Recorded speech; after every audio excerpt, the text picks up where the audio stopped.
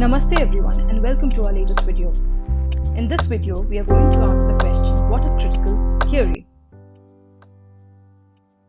Critical theory is a line of thought in humanities that has now influence in applied social sciences. It has its origin in Marxian line of thought. Critical theory focuses on criticizing social structures and economic structures which it considers responsible for societal ills.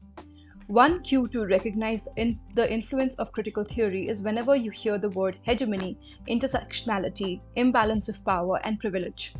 In this video, we are going to decode the origins of critical theory.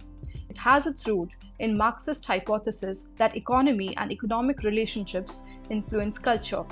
Thus, critical theory takes a stance against power structure and aims to dismantle these power structures. It has a long history in Western thought, originating from Marx's writings to culminating in deconstruction. It has now found voices in gender studies, labor studies, and other academic disciplines that deal with the study of societies and people. It owes its foundation in the West and finds its limited historical application in the West. However, critical studies also has a huge lobby of academicians and activists that argue for the universalism of critical studies, saying that everything needs to be analyzed in terms of allocation of resources, power struggle, and influence. Critical studies originated out of a Marxian response to Hegel's dialectic, right? And as Marx said that there is no divine order of things, everything has its basis in materiality, which means there are material causes to everything. Got it. So that means economics or resources, resource allocation, and fight over resources informs politics. Okay, and then there's a long history, which of course refers to the Western history, especially the history of Europe, as to how we came from a purely Marxian idea of division of resources and infrastructure and superstructure to deconstruction. So of course activism went into it, but so did serious academic thought. Okay, so we are not going to discuss that as of now, because from pure Marxian understanding of things or the origin of critical studies, coming to deconstruction is a long road. But as you understood clearly that though it originated as a clear Marxian thought process, it has its culmination in deconstruction. Deconstructionist thought. That means there's continuous questioning of all the ideas, everything that there is. Yeah. Right. Now I'll hand over the mic to you. Right. One more question that I had is, you mentioned how there is a relevance um, of critical theory in the Western sphere, Western history, and Western reality. I just want to understand what is the relevance in that sphere, and then we can come to the relevance of the same here. Yes.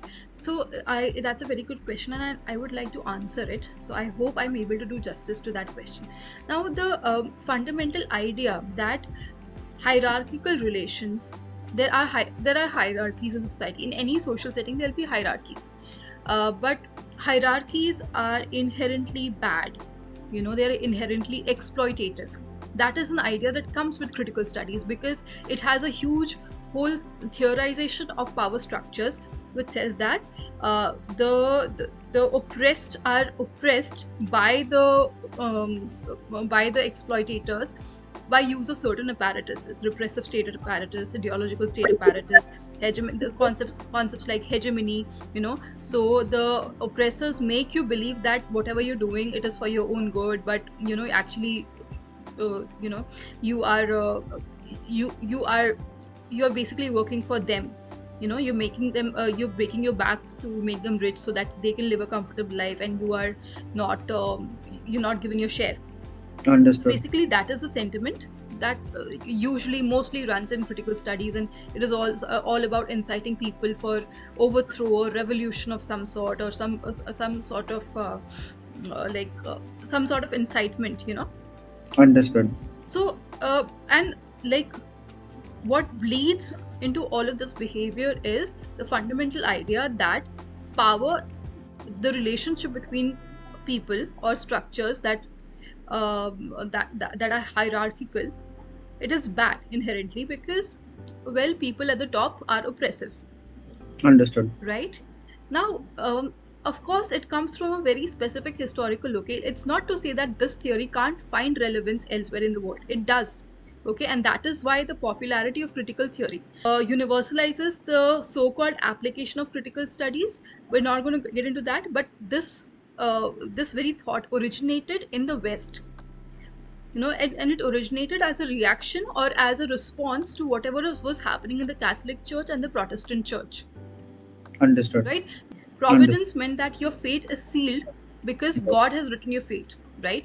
So then, by default, church would have control over your life. Church would tell you, okay, you need to repent for your sins, you need to do this, So providence means that man has no control over his or her fate. Understood. His fate, right? Means that a human being, has no control over his fate. Okay. Free will, on the other hand, meant that you can make your own fate, and this was like a main point of contention between the Catholic Church and the Protestant Church. The Understood. Protestant Church said that no, men can be in charge of their own fate. They can make their own fortunes. We don't need to be limited. And free will is also a God-given right. It was a very Christian fight between providence and free will. And now, since Protestantism took over, since Protestantism expanded and Protestant countries got richer due to slave trade and due to colonialism, this thought expanded. As I mentioned in the essay, it was all about whether a human fate is sealed by an external power, or does a human being have any choice in how he conducts his life. I'm using the pronoun he very carefully, very cautiously, and very intentionally, right? Because it was all about if a man has any say in running his affairs, or does he not. So the providence front, they said that everything is pre-decided, we have no control over our own fates. And the free will side said that no, we can make our own fortunes. Right. So the whole debate originated in the providence versus free will debate. All right. It runs until now. Right. Okay. Now, when human beings realize, when the West realized, okay, now there can be a little bit of a more sophisticated discussion of choices, right? Then suddenly, French Revolution happens. 200 years later, they want to do away with the church. In French Revolution, since French Revolution onwards, they do away with the king. Now, the king was the direct representative of God on earth. They want to do away with church as well and with God as well. Now, who can be the predecider of your destiny? What can be the predecider of your destiny? You have to justify that cultural debate in a new term. Right. So then, I'll tell you something interesting, and most people don't believe it.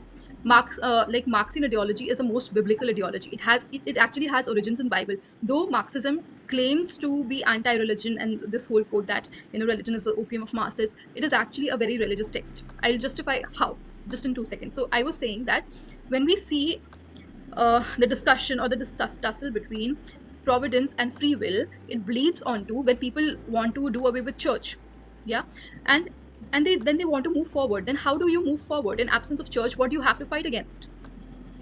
What decides then? What decides if there's a movement forward? There also has to be a move. Something that is holding you back. There has to be a contrast.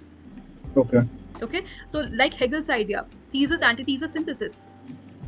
Right. So if you have an antithesis, which is choice, free will is all about choice of making decisions and a choice of human beings to make their fortunes. Got it. Right? Independent of any divine intervention, independent of any so-called external higher powers. Right. So that is the path that history has taken, that the West has taken at that particular point of time. Right. They have focused on choice and they have said that we choose free will over providence. Got it. Now, philosophically, also you have to progress in that direction. Now, since you've chosen free will, what is your thesis?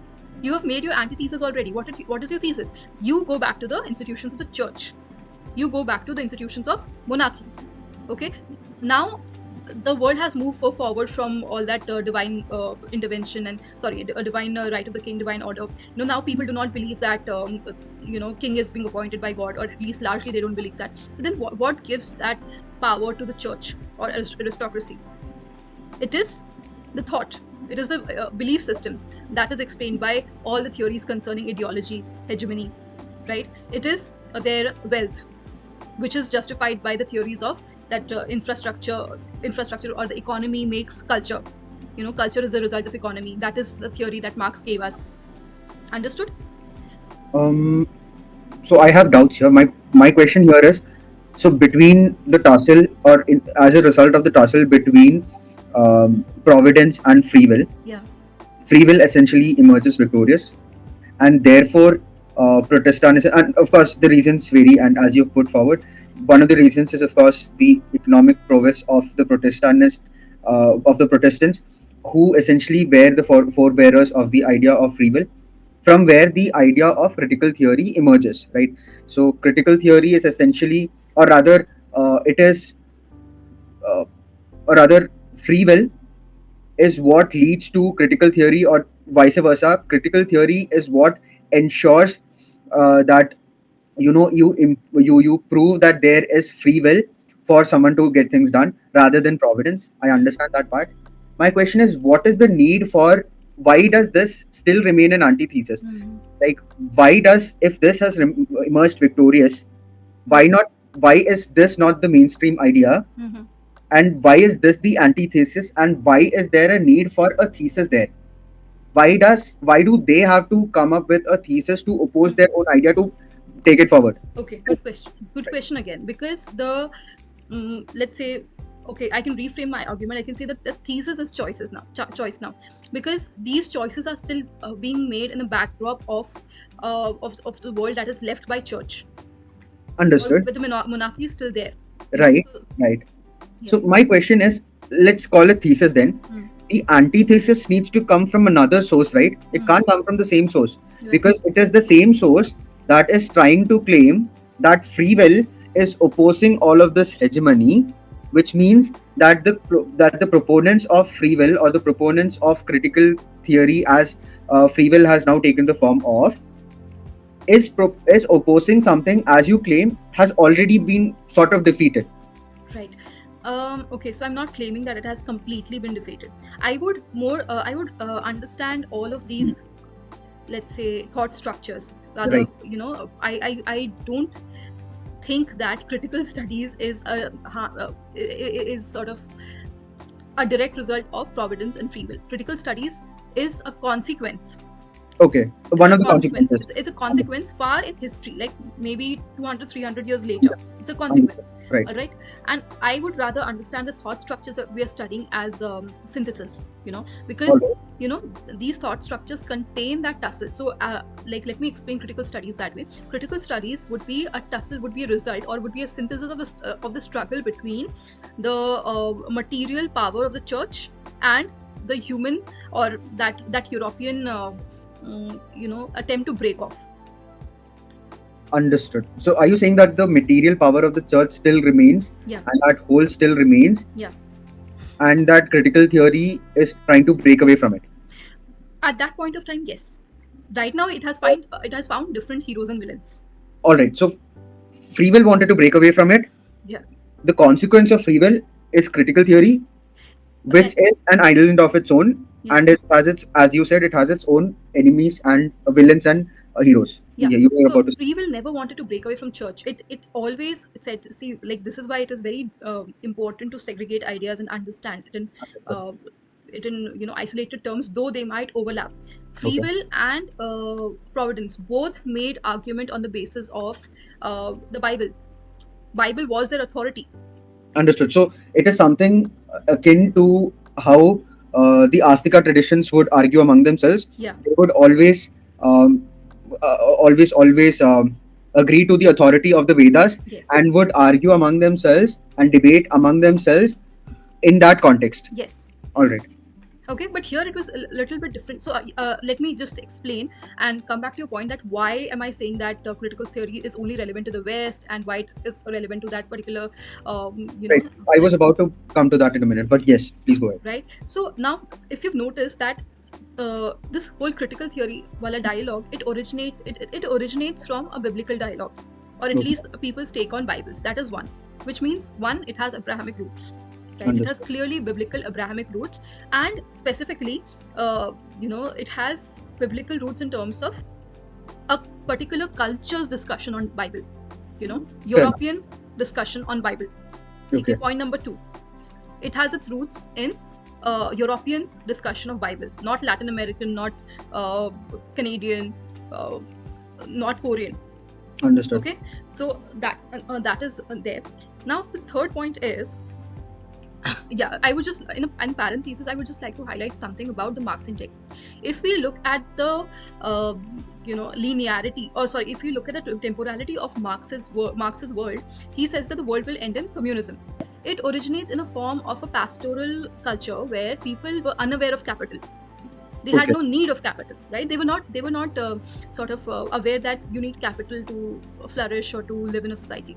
They were just catering to their needs and other people's needs through, let's say, a barter exchange. Someone would make something and they would offer it to other people in exchange of something else, a version of human transaction that we've all heard. So that this can be labeled as the metaphorical Garden of Eden, where the man is innocent of capital. He Okay. doesn't understand sin, because in their translation capital is sin, right? So Okay. So he hasn't eaten the apple of capitalism. yes, Right. very good. So that is there, and then comes the feudal system, where the capital is basically made. Some people start generating surplus, and that leads to capitalism. That leads to proper capitalism. Now, this capitalism, then, because of its inherent flaws, it then, at least that is how Marx argues, that because of its inherent flaws, it then goes into, or it dissolves into communism, and Yeah. all revolution essentially does is to speed up that process of going from capitalism to communism. Right. Right, and the world ends with a happy communism, a communism where the society is stateless, and people, though now they have experience of capital. Now it's not like they don't know capital anymore. Understood. They have eaten the apple, they have suffered the earth, and now they're back to the heaven. Okay. Right, the Right. apocalypse has happened, and they're back to the heaven. Now if you notice, it's a very biblical timeline. Yes. Right, Right. it's a biblical timeline. The world originates in the Eden. The human beings fall down because of their sin, and now I'll tell you something else as well. This might not be what Marx would have argued, but certainly his followers followed this pattern, because whoever uh, whatever political leader got influenced um, by socialist ideology or Marxist ideology, he or she sounds more like Satan in Paradise Lost in Milton, because they have this excessive power of persuasion, and they need to command crowds of people, and they are moving towards a revolution. Now this figure, I might compare them to Satan, but they think of themselves as messiahs, Understood. right? Right. So Okay. right, so, and messiahs are something that is that is there, that is ingrained in Semitic religions, Right. Abrahamic religions. So they understand themselves as messengers of God. Right, right, understood. Right, And they it's also very interesting as to why there is a need to capture people's thought, or have that kind of persuasive power on people, because this is a direct result of Marxist Marx's predictions failing. So it is his followers trying to analyze why Marxists' predictions fail in various areas, in various parts of the world, influence the culture in order to be able to reach communism. Yeah. That is the idea that what is his name? What is the name of one of the most prominent followers of Marx? Gramsci. Gramsci comes. So this is essentially his contribution to the whole thought, right? Yeah. But yeah, please continue. Take it forward. Right. So the world in Marxian mindscape originates as in a pastoral Eden, Right. and it has its fall. The sin is capital. The man eats the apple of capital and becomes like drunk with it, and Understood. so they are thrown off. Right. Now there are messiahs, there are messengers coming up at various points of time. So all of these people who had big egos, who were egoistical maniacs, Stalin, Mao, they are basically prophets of Understood. that order, trying to bring about a revolution. And then there is finally, in the biblical order, there's an apocalypse, और जिसको हम उर्दू में या फिर Persian में कयामत बोलते हैं. Right. right? So there's an apocalypse, and after that, people who qualify enter the kingdom of heaven. So the Understood. kingdom of heaven is basically your world where uh, people share commodities with each other without needing any state control, without any, there's no private property, there's no capital. So Understood. people reach that phase of experience. Right now, I think I've established it very clearly that this is a very biblical timeline. This is a very biblical way of looking at the world. Now Right. you And might say, also a very fundamentally flawed idea. I mean, yeah, I have to say this because Marxism and communism is one of the most fundamentally flawed ideas that I've heard. Because and the very basic flaw with the idea is essentially that it goes from pastoralism, as you said, to a feudal order, and then to capitalism. It of course points out a lot of inherent flaws with capitalism that is which it does exist, and then it says that it breaks down and goes into communism, and then for some reason it claims that that the world will stay communist forever. What they do not understand, I mean, what I've not been able to understand why people can't see the flaw, is that communism is not very different from pastoralism. They might have a knowledge of capital now, but essentially they are still sharing the resources as they were, as they're supposed to have been doing in the first stage of human life. What is the guarantee that humans will not go through the entire cycle again? Why would people in that communist space not go back to the feudal order and then to capitalism and then thrive, or then again break down? My question is, that flaw is very basic and inherent in communism, which for some reason no one has addressed, or at least I've not thought, I've not seen anyone address that particular question or ask that particular question. right. So that what Abhijit said right now, it should go down in history because it is a very Hindu response to communism, right? Because we tend to view timelines in history basically, or any theory in cycles, right? Right. Right. And one thing about cycle or a wheel is it is continuously progressive. Looking at time, it is a very Hindu way of looking at the events happening, and we view events as continuously progressive, and a very Western quality or Semitic quality is that they view time as a beginning and an end. And Exactly. that is why the flaw, as you rightly pointed out. So I hope now it is becoming very clear as to why this philosophy holds its ground in the West, and that too at that particular time, and not perhaps in our culture or in other parts of the world, right? That are not basically or fundamentally Abrahamic, and we are not fundamentally Abrahamic at all. We are fundamentally Indic. All right. Now I will just give you one contrast to the idea to establish the fact that critical theory, its origins and its culmination in deconstruction is not universally valid. Okay, the first evidence you spelled out yourself, that we view time as a continuation. So if that perfectly heaven-like state of communism is reached, what is the guarantee that it would not progress to something that is not perfect, that is not that perfect? Okay. Now the second scenario is that we never had this discussion of providence and free will in this culture, because we have a very different theory, or we have a very different way of looking at human actions and human choices. Okay, we always said that humans co-create their destiny by their karma. We don't say create, because create is an isolation. If I, Richard Thakur, decide that I want to become the political leader of the country or the prime minister of the country, if I am creator of my reality, I can become the prime minister of the country. But I'm not the sole creator of my reality. Okay, I am a co-creator of my reality, which means that 130 million other people have to agree to my becoming the prime minister of the country, which means they have to vote for me. Okay, so the concept of karma is similar. It is so karma, for people who have watched that televised version of Ramayana, I want you to recall that one scene when Bhagwan Ram is fighting on behalf of Sugriv, Bali Badh episode, and Bali accuses him that you shot an arrow behind a tree, you didn't come and face me directly. What kind of a moral king are you? What kind of a righteous king are you? So Bhagwan Rama says that, I am a righteous king, and मेरा धर्म आपको समझ नहीं आएगा क्योंकि धर्म अति सूक्ष्म होता है. सूक्ष्म means very fine or complex.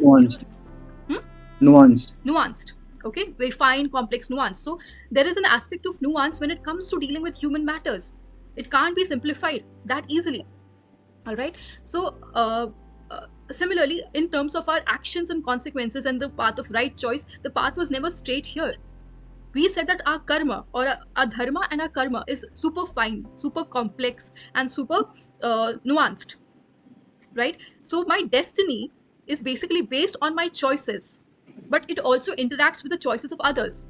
I'm Okay. using the word choices here in sort of to implicate karma. Karma is what? Karma is the action that we do, right? And our karma is chosen.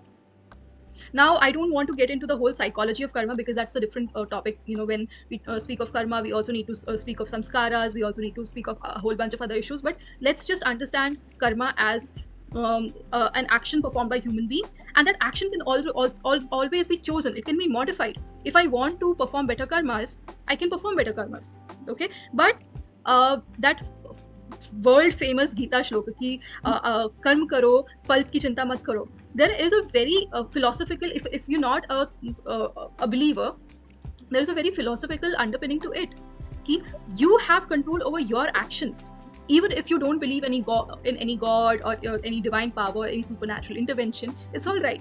But since you live in this world, you are a co-creator of your reality. That means your karma has an effect. Other people's karmas also interact with your choices.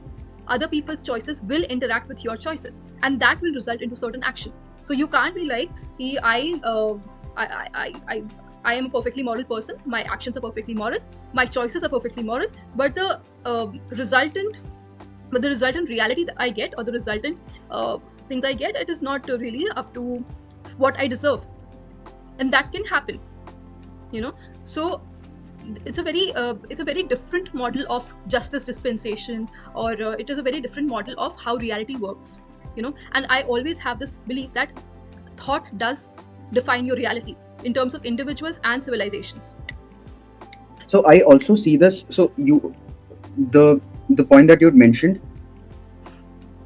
I see it as a synthesis of both free will and fatalism, and the fact that Indian philosophy, because Bhagavad Gita, of course, is an evolution of is the result of an evolution of Indian thought, of Indic thought, and you see that this is finally evolved into the synthesis of both free will and fatalism. I wouldn't call it providence in this case, but fatalism and free will, a discussion that has been going on for less than 200 years or over around 200 years in the West. Yeah. But we see the result of it and a synthesis of it in Bhagavad Gita, which has been prevalent in the society for thousands of years. Yeah.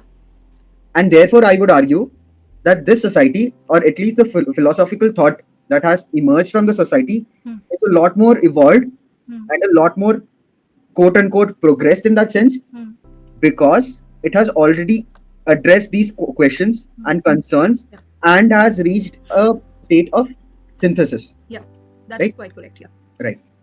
Right. So I think There are right. So are you done with your yeah. reasoning as to why it is not relevant in the in the Indian scenario? I would also want to add as to why the idea of critical theory might not be as relevant in the Western sphere as we think it does. Why? Because it isn't just Marxism or communism that has its roots in Western thought, but it is also the thoughts of Hobbes and Locke and Rousseau. And one of the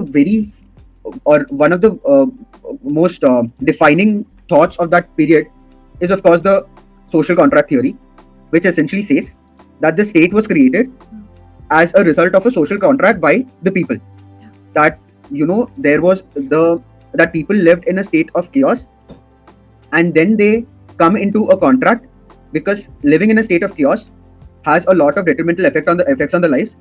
Therefore, they give up a lot of rights in turn for security, and therefore create a state. So there is one line of thought that Hegel puts forward, that the power of the state or the power of the king comes from providence, whereas democracies say that social contract is what leads to the formation of a state. Yeah. So if it is people who have created this structure, it means that the people hold the power again. So in that particular way, they have also found a solution to the debate between free will and providence, to say that it is people who have created the state and the government, and therefore people have the right to modify the same, and therefore free will sort of wins. But there is also a structure that is created to govern the people. Yeah.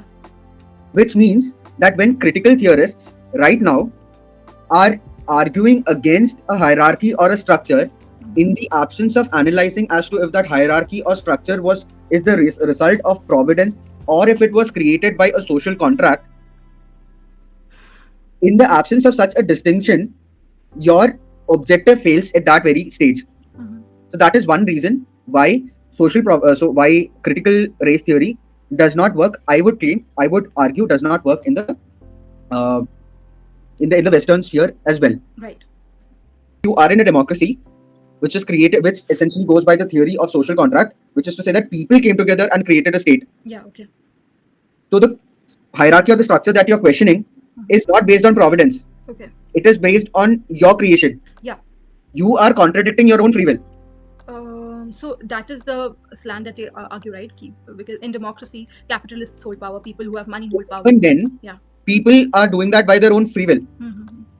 You are equating essentially providence with the free will of people who want to go by capitalism.